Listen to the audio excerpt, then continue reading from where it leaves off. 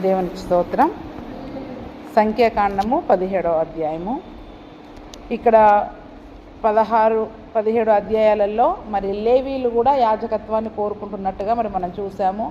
దాని వలన మరి చాలామంది కూడా అక్కడ మరణించినట్లు, ఆ మరణానికి కూడా మళ్ళీ మోషే అహరోనులే కారణమైనట్లు, మరి వారికి విరోధంగా లేచినప్పుడు మరి వారు కూడా తెగులు చేత చనిపోయారు. మరి అప్పుడు అహరోను మరి ఆ యొక్క ధూపార్తిని తీసుకొని వచ్చినప్పుడు వారిని ఆ ప్రాణము నుండి రక్షించినట్లుగా మరి మనం చూస్తూ ఉన్నాం. అందుకే ఇక్కడ 18వ అధ్యాయంలో ఇప్పుడు దేవుడు ఏమని సెలవిస్తున్నాడంటే బాధ్యతలు అప్పగిస్తూ ఉన్నాడు. ఈ అధ్యాయం అంతా ఏంటండి? బాధ్యతలు. అహరోను కుటుంబం మాత్రమే ఆ పనులు చేయాలా? మేము చేయకూడదా? మేమెందుకు చేయకూడదు? మేము లేవీలమే కదా అనే కదా కోరహు కుమారుడు తిరుగుబాటు చేసింది. కాబట్టి దేవుడు అహరోనుకు అతని కుటుంబానికి మరి మిగిలిన లేవీ సంతానానికి ఎటువంటి బాధ్యతలు అప్పగించారనేది ఈ యొక్క అధ్యాయంలో మరి మనము నేర్చుకుంటాం. ఎందుకంటే అందరూ అన్ని పనులు చేయదగినవి కాదు. దేవుడు ఒక్కొక్కరికి ఒక్కొక్క బాధ్యతను అప్పగిస్తాడు. ఒక శిరస్సు అనేది కూడా ఒకటే ఉంటుంది. 2 తలకాయలు ఉంటాయా అండి? ముక్కు వచ్చి, కాళ్ళు వచ్చి, చెయ్యి వచ్చి నేను కూడా తలకాయలాగా ఉంటానంటే కుదరదు. ఏదైనా ఒక పనికి ఒక బాధ్యతని ఒక బాధ్యతకి ఒకరిని దేవుడు నిర్ణయిస్తాడు. అలాగా ఎవరు చేసే పనులు ఇంకొకరు చేయలేరు.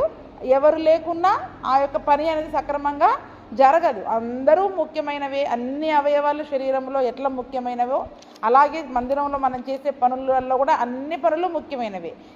దేనిని ఎక్కువగా దేనిని తక్కువగా ఎంచవద్దు అని కూడా మరి నేను మీకు చెబుతూ ఉన్నాను. అందుకని ఇక్కడ చూసుకున్నట్లయితే ఆ మొదటి వచనంలో యెహోవా అహరోనుతో ఇట్లా నీవును నీ కుమారులను నీ తండ్రి కుటుంబమును పరిశుద్ధ స్థలపు సేవలోని దోషములకు ఉత్తరవాదులు, నీవును నీ కుమారులను మీ యాజకత్వపు దోషములకు ఉత్తరవాదులు,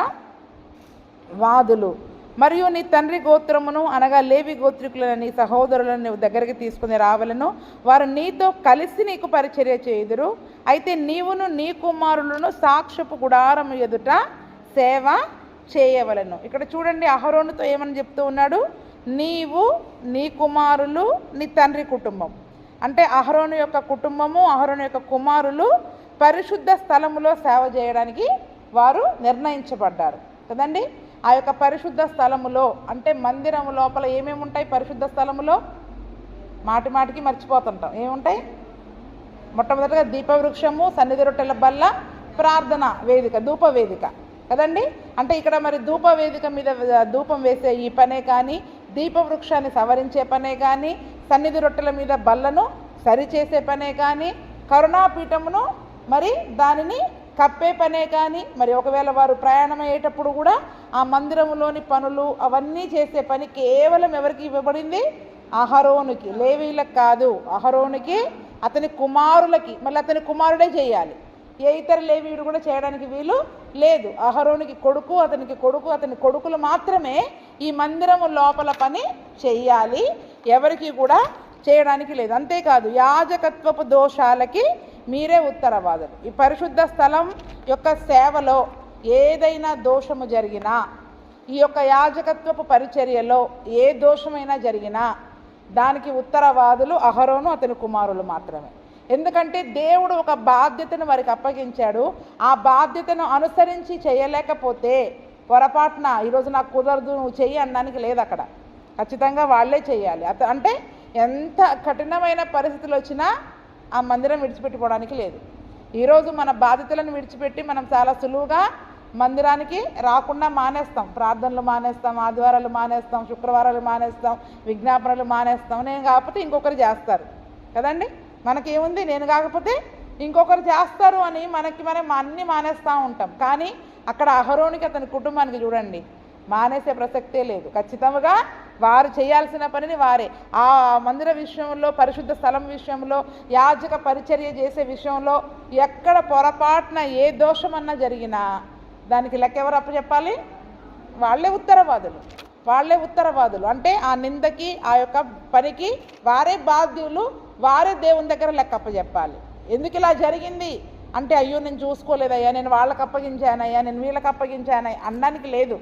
నేను నీకు అప్పగించే పని ఇక్కడ ఎందుకు దోషం జరిగింది, ఇక్కడ ఎందుకు దోషం జరిగింది, ఈ పరిచర్యలో ఇలా ఎందుకు పొరపాటు జరిగింది అని దేవునికి జవాబుదారీలు దేవునికి ఉత్తరవాదులు ఎవరు అంటే అహరోను అతని కుటుంబం. అంటే యాజక పరిచర్యలో కానీ పరిశుద్ధ మందిరంలోని పరిచర్యలో కానీ అలాగా వారికి అప్పగించాడు. అందుకనే ఇది పొరపాటున కోరహు వాళ్ళు కూడా వచ్చి ధూపార్తి చేశారు, వాళ్ళు వేస్తున్నారని నేను ఆగిపోయాను అని చెప్పడానికి లేదు. నేను మీకు అప్పగించాను, మీరే చేయాలి. ఇంకొకరు రాకుండా కూడా చూసుకోవాలి. ఏంటండి, ఆ పనిని ఇంకొకరు చేయకుండా కూడా నువ్వే చూసుకోవాలి. అది నీ బాధ్యత.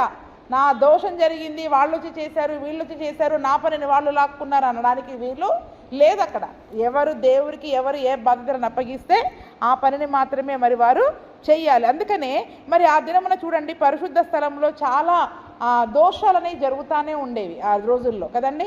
ఇప్పుడు అహరోను తర్వాత అతని కుమారుడు, అతని తర్వాత వారి కుమారులు రాను రాను రాను రాను రాను యాజకత్వ పరిచర్యలో చాలా రకాలైన పొరపాట్లు అనేవి జరుగుతూ ఉన్నాయి. ఎందుకంటే ఈ సంగతిని మనము సమూయేలు గ్రంథంలో చూసుకున్నట్లయితే దేనవసరం లేదు, కానీ అక్కడ ఏలీ ప్రధాన యాజకుడుగా ఉన్నాడు. ఎవరున్నారు? ఏలీ ప్రధాన యాజకుడుగా ఉన్నాడు. దాని కుమారులు కూడా అక్కడ పరిచర్య చేసేవారుగా ఉన్నారు. కానీ చూడండి, అక్కడ పరిచర్యలో చాలా పొరపాట్లు జరుగుతూ ఉన్నాయి కదండి. దేవుడు నియమించిన ఆ యొక్క బలి అర్పించే విషయంలో మరి అతని కుమారులు ఎంత పరిశుద్ధంగా ఉండవలనో ఆ పరిశుద్ధతను వారు పాటించలేకపోయారు. మరి యాజకులకు అర్పింపవలసిన మాంసమే కాకుండా వీరు మొత్తము తీసుకోవడము, అంతేకాకుండా అంటే ఏవేవి యాజకులకు నిర్ణయించబడ్డాయో కూడా ఇక్కడ రాయబడ్డాయి. అంటే అవే కాకుండా వారి ఇష్టానుసారంగా వాళ్ళు చేసేసరికి ఆ యొక్క దోషము అనేది వారిని ఏం చేసేసింది, మరణానికి తీసుకెళ్ళిపోయింది. వారి పాపానికి వారే ఉత్తరవాదులు. తండ్రి హెచ్చరించాడు చాలాసార్లు. చాలామంది ఏలీ హెచ్చరించలేదు అని అనుకుంటున్నారు, కానీ ఏలీ హెచ్చరించాడు, అయ్యా మీరు ఇలా చేయడం మంచిది కాదు, ఇది మనము ఈ దోషం అనేది చేయడం మంచిది కాదు అని ఎన్నిసార్లు హెచ్చరించినా వాళ్ళు పట్టించుకోకపోవడం వల్ల అక్కడ పరిచర్య దగ్గరికి వస్తున్న స్త్రీలను వారు పాడు చేయడం, అటువంటి అనేకమైన ఆ యాజక పరిచర్యలో చేయకూడని దోషాలన్నీ చేశారు. అంటే ఇప్పుడు మనకు అర్థం కావడం కొరకు చెప్తా ఉన్నా, అక్కడ ఏం దోషం ఉంటుందండి, అక్కడ ఏం పాపం ఉంటుందండి అంటే వాళ్ళు ఎంత పరిశుద్ధంగా ఆ కార్యక్రమాన్ని జరిగించాలో ఆ పరిశుద్ధతలో లోపాల వలన ఏమైపోయింది, అక్కడ ఏలీ కుమారులు మరణమైపోయారు, తర్వాత ఏలీ కూడా మరణమైపోయాడు. అలాగా ఆ యొక్క దోషానికి వారి దోషాలకి వాళ్ళే ఉత్తరవాదు, వారు చేసిన పాపాలకి వారే లెక్క అప్పగించుకోవాలి. అందుకనే అటువంటివి జరగకుండా అహరోనికి అతని కుమారులకి దేవుడు మీరు ఏ పాపం చేసినా, మీరు ఏ పొరపాటు చేసినా దానికి మీరే ఉత్తరవాదులు. అందుకనే మరి నిజంగా ఇటువంటి దోషాలన్నీ ఇప్పుడు దేవుడు మనకు అప్పగించిన బాధ్యతల విషయంలో కూడా మరి మనము ఆ బాధ్యతలను విస్మరించి ఎన్నో దోషాలను మరి మనం చేస్తూ ఉన్నాం. అందుకనే ఆ యెషయా గ్రంథం 53లో అంటది, ఇప్పుడు మరి మనము ఆ యొక్క బలులు అర్పించడం లేదు, కానీ ఆ యొక్క దేవుడు మన దోషములన్నిటిని కూడా ఆయన వీపు పైన మోపినట్టుగా చూస్తూ ఉన్నాం. యెషయా 53:6లో చూసుకున్నట్లయితే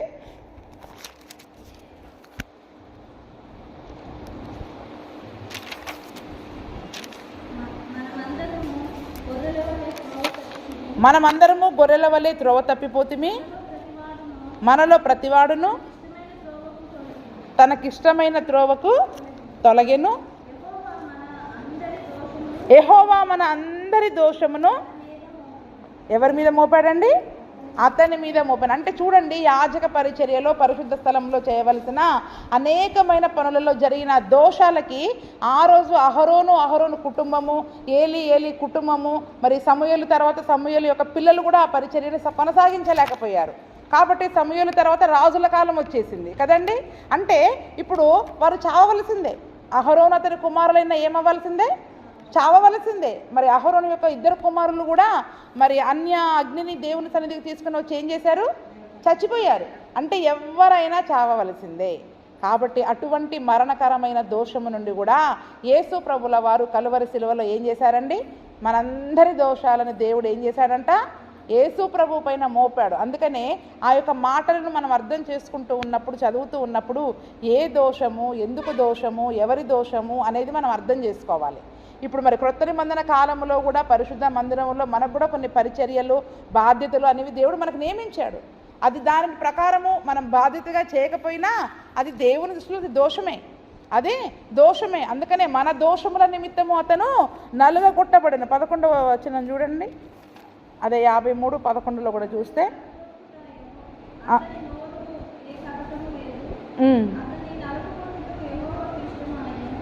కాదమ్మా 11వ వచనం, అతడు తనకు కలిగిన వేదనను చూసి తృప్తి నొందును. నీతిమంతుడైన నా సేవకుడు జనుల దోషములను భరించి తనకున్న అనుభవ జ్ఞానము చేత అనేకులను నిర్దోషులనుగా. చూడండి, ఆ దినమును అనుకోవచ్చు, అయ్యో ఇప్పుడు పొరపాటున జరిగింది కదండి, తెలుసో తెలియకో చేశారండి, నా కొడుకులు చావవలసిందా అని అహరోను అనుకుని ఉండవచ్చు కదా. అంటే వారు చేసిన దోషానికి వాళ్ళు ఏమైపోయారు చెప్పండి, అక్కడ చచ్చిపోయారు.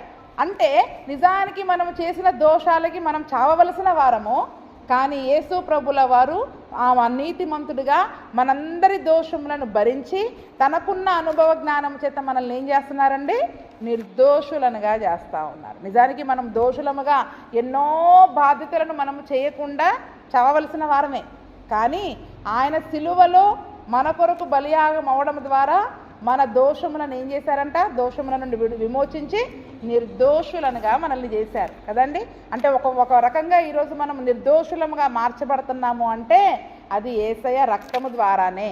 లేకపోతే మనము చేసిన పొరపాట్లను బట్టి ఇప్పుడు ఏంటి ఏలి కుమారులు చేసినట్టుగా, సమూయేలు కుమారులు చేసినట్టుగా, అహరోను కుమారులు చేసినట్టుగా ఆ యాజక పరిచర్యలో, మందిర పరిచర్యలో, పరిశుద్ధత విషయంలో మనం ఎన్నో పొరపాట్లు జరిగిస్తూ ఉంటాం.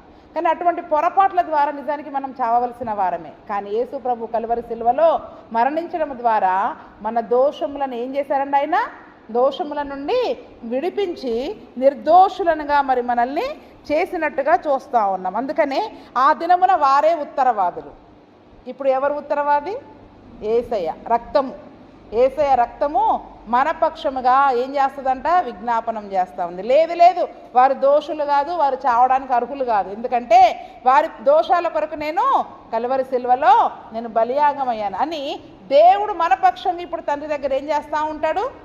ఒకవేళ మనం పొరపాటు చేసినా, అంటే మళ్ళీ ఇప్పుడు చేస్తే నేను చెప్పడం లేదండి, ఆల్రెడీ ఇంతకు మునుపు చేసిన వాటికి దేవుడు మనల్ని నిర్దోషులనుగా చేశాడు. ఒకవేళ ఇప్పుడు మనం చేసిన దేవుని సన్నిధిలో ఒప్పుకుంటే మనల్ని నిర్దోషులనుగా మారుస్తాడు.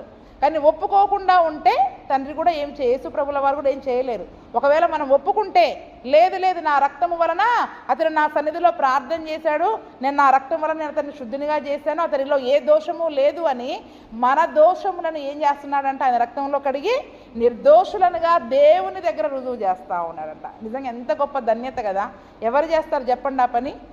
ఎవరైనా ఒకరి దోషాలను బయటపెట్టే పనే చేస్తారు, కానీ లేదు నా రక్తము చేత అతన్ని కడిగి అతను నిర్దోషిగా నేను రుజువు చేస్తున్నా అని తండ్రి దగ్గర మనల్ని నిర్దోషులనుగా ఆయన రుజువు చేసి ఆ మరణం నుండి మనల్ని తప్పించాడంట. ఆ జరగవలసిన మరణం నుండి మరి మనల్ని తప్పిస్తూ ఉన్నాడు. ఆ దినమున వారే ఉత్తరవాదులు, కానీ ఈ దినమున యేసయ్య మన పక్షముగా ఉత్తరవాదిగా తండ్రి దగ్గర ఉండి విజ్ఞాపనం చేస్తూ ఉన్నాడండి. అదే మాట 1 యోహాను పత్రిక 2:5లో ఉంటుంది, 2:1లో ఉంటుంది, చివర ప్రకటనకు ముందు ఉంటుంది చూడండి. 1 యోహాను పత్రిక 2:1, ఎందుకంటే అవి కూడా చదువుకుంటే మనకు చక్కగా అర్థమవుతుంది.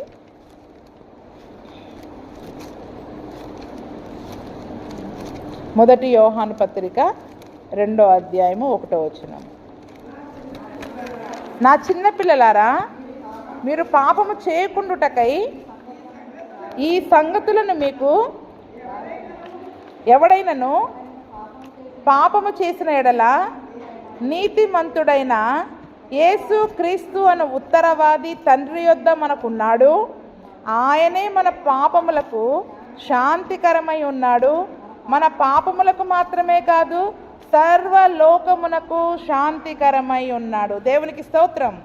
అక్కడ చూడండి, శాంతికరమై ఉన్నాడు అన్న మాట దగ్గర కిందేముంది చూడండి, ఫుట్ నోట్లో ప్రాయచిత్తమై ఉన్నాడు.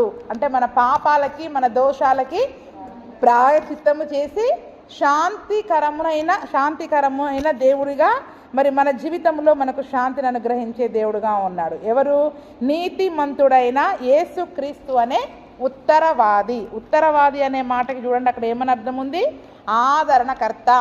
మన దోషాలను బట్టి మనం చావవలసిన స్థితిలో, నెమ్మది లేని స్థితిలో మనం ఉన్నప్పుడు మనల్ని ఏం చేస్తున్నాడు? ఆదరించి, నువ్వు భయపడని అవసరం లేదు, నువ్వు చావవలసిన అవసరం లేదు, నా రక్తం ద్వారా నేను నిన్ను శుద్ధులనుగా చేశాను, నీ దోషాలను కడిగి వేశాను, ఇంకా నీకు చనిపోయే అవసరం లేదు అని మనల్ని ఆదరించి మనకు నెమ్మదిని శాంతిని కలగజేస్తే నీతిమంతుడైన యేసుక్రీస్తు అనే ఉత్తరవాది ఇప్పుడు ఉన్నాడు. ఆ దినమున అహరోను అతని కుమారులు మాత్రమే లెక్కప్పు చెప్పుకోవాలి. కానీ ఇప్పుడు మన పక్షంగా ఎవరు ఉత్తరవాదిగా ఉన్నాడు? యేసయ్యనే మన పక్షంగా ఉత్తరవాదిగా ఉన్నాడు. అందుకనే యేసు ప్రభువును నిజంగా మనం కలిగి ఉండడం అనేది గొప్ప ధన్యత. తర్వాత చదువుకుందాం మళ్ళీ సంఖ్యాకాండము 18వ అధ్యాయము. అందుకనే ఇక్కడ ఏమని చెప్తూ ఉన్నాడు? నీ తండ్రి గోత్రమును లేవి గోత్రికులైన సహోదరులను పరిచర్యలో మీరు వాడుకోండి. సాక్ష్యపు గుడారం ఎదుట వాళ్ళు పనిచేయాలి. ఎక్కడ పనిచేయాలి? సాక్ష్యపు గుడారం ఎదుట పనిచేయాలి, కానీ లోపల పనిచేయడానికి వీల్లేదు. లోపలికి వెళ్ళాలంటే మాత్రం ఎవరు వెళ్ళాలి? అహరోను అతని కుమారులు మాత్రమే వెళ్ళాలి. వారు ఎదుట మాత్రమే పని చేయాలి. 3వ వచనం, వారు నిన్నును గుడారం అంతటినీ కాపాడుచుండవలెను. అయితే వారును మీరును చావకుండునట్లు వారు పరిశుద్ధ స్థలం యొక్క ఉపకరణముల యొద్దకైనను బలిపీఠం యొద్దకైనను సమీపింపవలదు.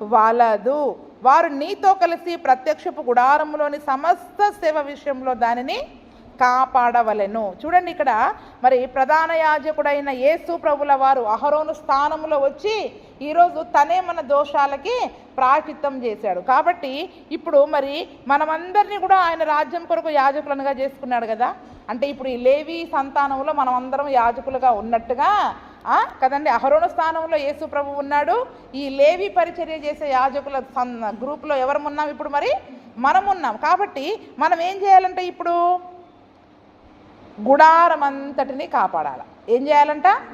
ప్రత్యక్షపు గుడారమును మందిరమును కాపాడే బాధ్యత ఎవరిది చెప్పండి? ఇప్పుడు యాజకులమైన మనందరిది కూడా దేవుని మందిరమును కాపాడే బాధ్యత మనకు అప్పగించాడు. ఎంట చూడండి, వారు నీతో కలిసి ప్రత్యక్షపు గుడారంలోని అన్ని సేవ విషయంలో దానిని కాపాడవలెను. అంటే మందిరములోని ప్రతి పనిని ప్రతి బాధ్యతని, ఆ దినమున పరిశుద్ధ స్థల ప్రవేశం లేదు, కానీ ఇప్పుడు యేసయ్య రక్తం ద్వారా అందరము మందిరము లోపలికి వచ్చి ఆ పరిశుద్ధ మందిరములో చేరి ఆయనను ఆరాధించుకునే గొప్ప ధన్యతను మరి మనం కలిగి ఉన్నాం కదండి.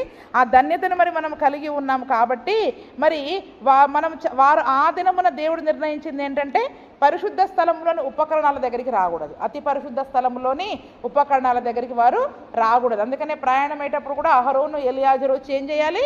పరిశుద్ధ స్థలం యొక్క ఉపకరణాలను కప్పివేసి అంతా సిద్ధం చేసిన తర్వాత కహతీయులు ఆ భారాన్ని మోసుకుంటూ వెళ్ళాలి. వారు చావకుండానట్లు కనురెప్ప పాటునైనా కూడా దాన్ని చూడాలని అనుకోవడానికి వీలు లేదు. కానీ ఈరోజు మనకి అటువంటి భేదాలు దేవుడు ఇవ్వలేదండి.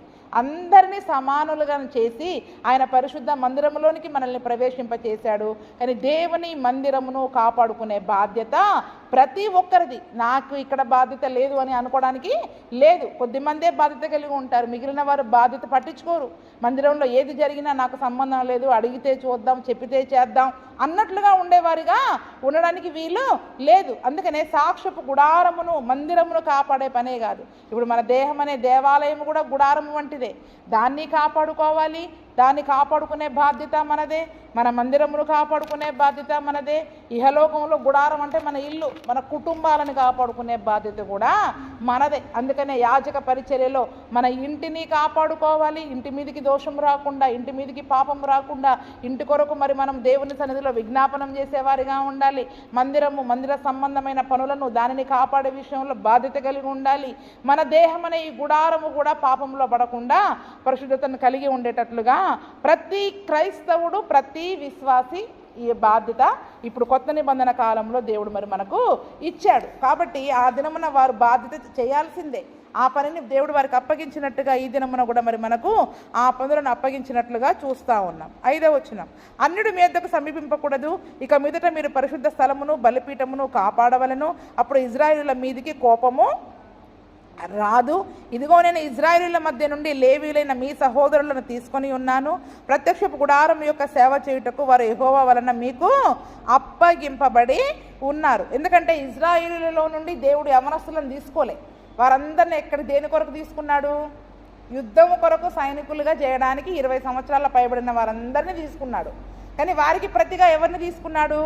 లేవి సంతానములో ఉన్న ప్రతి యవనస్తుడిని, 20 సంవత్సరాల పైబడిన ప్రతి ఒక్కరిని లెక్క పెట్టారు కదా. లేవీలలో యవనస్తులు ఎంతమంది, ఇజ్రాయేల్ గోత్రాలలో యవనస్తులు ఎంతమంది. దానికి ప్రతిగా కూడా మళ్ళీ వాళ్ళు ఇజ్రాయేలీలు ఏం చేశారు?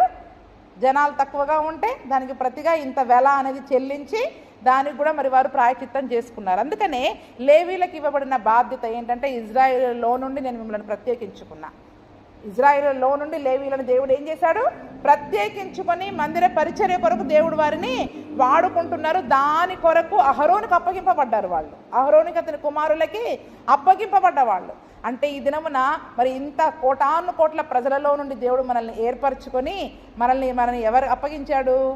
మన ప్రధాన యాజకుడైన యేసు ప్రభువుకి మనం అప్పగింపబడ్డ వాళ్ళం.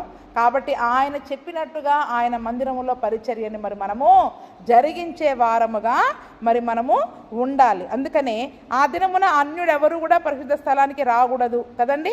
అక్కడ ఒకవేళ వస్తే కనుక దేవుని యొక్క కోపము, ఉగ్రత అనేది వస్తూ ఉంది అని కూడా మరి అక్కడ చెప్పినట్టుగా చూస్తా ఉన్నాం. అందుకనే పరిచర్యలో దేవుడు ఎవరికి ఏ బాధ్యతలను అప్పగిస్తే అవి తప్పకుండా మరి వారందరూ కూడా చేసేవారిగా ఉండాలి.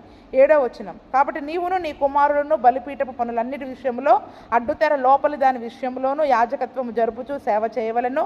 దయచేతనే మీ యాజకత్వపు సేవ నేను మీకు ఇచ్చి ఉన్నాను. అన్యుడు సమీపించిన ఎడల మరణ శిక్ష. చూడండి, ఇక్కడ అహరోను అతని కుమారులు ఏ పనులు చేయాలంట? బలిపీఠపు పనులన్నిటి విషయంలో అడ్డతెర లోపలి విషయంలో యాజకత్వం చేయాలి. ఎవరు చేయాలి? బలిపీఠం విషయంలో. అంటే బలి అర్పించే పని మిగిలిన లేవీయులు చేయడానికి లేదు. అహరోను అతని కొడుకు మాత్రమే బలి అర్పించాలి. దానికి కావలసిన సిద్ధపాటంతా ఎవరు చేయాలి? లేవీయులు చేయాలి. మిగిలిన లేవీయులు ఉంటారు కదా, ఆ లేవీయులు చేయాలి. అంతా సిద్ధము చేసి ఆ యొక్క గొర్రెనో మేకనో బలి అర్పించడానికి సిద్ధపరిస్తే ఆ కత్తి ఎత్తి బలి అర్పించే పని మాత్రము అహరోను అతని కొడుకు మాత్రమే చేయాలి. మళ్ళీ అడ్డతెర లోపల, ఇదేంటి అడ్డుతెర? అతి పరిశుద్ధ మందిరం లోపల ఆ పనిని కూడా అహరోను అతని కుమారులు మాత్రమే చెయ్యాలి. ఎందుకంటే ఎవ్వరు అన్యుడు సమీపించరు. అన్యుడు అని ఎవరిని అంటున్నారంటే అక్కడ అహరోను కుమారుడు కాకుండా మిగిలిన వారందరినీ అన్యులుగానే ఎంచారు కదండి. అన్యులుగానే ఎంచారు. అంటే లేవీయులైనా ఇజ్రాయేలీయులైనా ఎవరు కూడా ఆ పనిని అప్పగించిన వాడు ఎవడైనా వచ్చి కూడా దానిని చేసినా, ఎందుకంటే అహరోను ఇద్దరు కుమారులే చనిపోయారంటే మరి ఆ దేవుడు ఆ పనికి అక్కడ వారిని ఒప్పుకోలేదు. అందుకనే ఎవరు అప్పగింపబడని వాడు ఎవరు చేసినా కూడా వాడు ఏమైపోతాడంట? మరణించేవాడుగా ఉంటాడు. కాబట్టి నేను నా దయ చేత ఈ యాజకత్వపు సేవ నేను మీకు ఇచ్చా కదండి. నిజంగా ఇప్పుడు మనకి మరి ఈ పరిచర్య బాధ్యతలు మనకు అప్పగించబడ్డాయి, మందిరంలోని బాధ్యతలు మనకు అప్పగించబడ్డాయి అంటే దేవుని దయ వలన. అది ఏంటంట? దేవుని దయ వలన. ఎందుకంటే ఆయన దయను బట్టియే మనం కాపాడబడుచున్నాం, ఆయన దయను బట్టియే మనం నిలుచుని ఉన్నాము. ఆయన దయ లేకపోతే మనం ఎప్పుడో నశించిపోయేవారం. అందుకనే నీ దయలో నేనున్నా ఇంతకాలం అని మరి పాడుకుంటాం. నీ దయ లేనిదే నేను ఏమవుతానో ప్రభువా, కాబట్టి నీ దయ ఉంటే నాకు చాలు అంటే ఆయన దయ చేత ఈరోజు మనము దయ పొందిన గుంపులో ఉన్నాము. కాబట్టి దేవుని మందిరములో ఆయన సన్నిధిలో చేరి మనం ప్రార్థించే గొప్ప ధన్యతను మరి మనము పొంది ఉన్నాం. అందుకనే పరలోకము నుండి ఏదైనాను మనుషుడికి అప్పగించితే తప్ప ఎవ్వరూ కూడా ఏ పనిని కూడా చేయలేరంట. అదే మాట యోహాను 3:27 చూద్దాం. యోహాను సువార్త 3:27 చదవండి. 3:27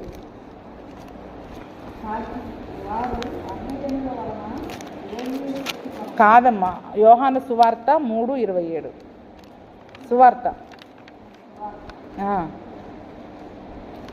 అందుకు యోహాను ఇట్లా, నేను తనకు పరలోకం నుండి అనుగ్రహింపబడితేనే కానీ ఎవడును ఏమియు పొందనేరడు. ఏంటంట? పరలోకము నుండి మనకి అనుగ్రహింపబడితే తప్ప దేనిని మరి మనము పొందలేం. ఈరోజు మనం చేసే పనిలో మరి ఆ బాధ్యతలే కానీ ఆ పని యొక్క దేవుని చిత్తమే కానీ పరలోకము నుండి దేవునికి మనకి ఇవ్వబడిందండి. ఏంటంటే అది పరలోకపు బాధ్యత. పరలోకము నుండి దేవుడు మనకి ఇచ్చిన బాధ్యతగా మరి మనం గుర్తించి ఆ బాధ్యతను మరి మనం చెయ్యాలి. అంటే అంటున్నాడు, నా దయచేత నేను ఇస్తున్నానయ్యా. ఈరోజు మనందరినీ యాజకులుగా ఏర్పరచుకొని ఆయన సన్నిధిలో మరి ప్రార్థనలు, విజ్ఞాపనలను, ఆయనకు స్తుతియాగాలను అర్పించమన్నాడంటే ఆయన దయ. ఏంటంటే అది పరలోకం నుండి దేవుడు మనకి అనుగ్రహించిన దయచేతనే. కాబట్టి ఈరోజు మనం ఉన్నాము అంటే అది దేవుని కృపలో మనం ఉన్నామని అర్థం చేసుకోవాలి. దేవుని కృపలో మరి మనం ఉన్నామని మరి మనము అర్థం చేసుకోవాలి. 8వ వచనం, మరి యెహోవా అహరోనుతో ఇట్లా, నేను ఇదిగో ఇజ్రాయేలీయులు ప్రతిష్ఠించు వాటిలో నా ప్రతిష్ఠిత అర్పణములను కాపాడు పనిని నీకిచ్చి ఉన్నా. ఏ పని అంటే ఇది? ప్రతిష్ఠిత అర్పణాలను కాపాడే పని. ఇంకొక పని ఏంటి? అడ్డుతెర లోపల పని, పరిశుద్ధ స్థలములోని పని, ఇంకొకటి ఏంటి? ప్రతిష్ఠితార్పణలను కాపాడే పని. అంటే ఏదైనా ఇది దేవునికి ప్రతిష్ఠించి నేను దేవునికి ఇస్తున్నాను అని చాలామంది ప్రతిష్ఠితార్పణలను దేవుని సన్నిధికి తెస్తున్నారు.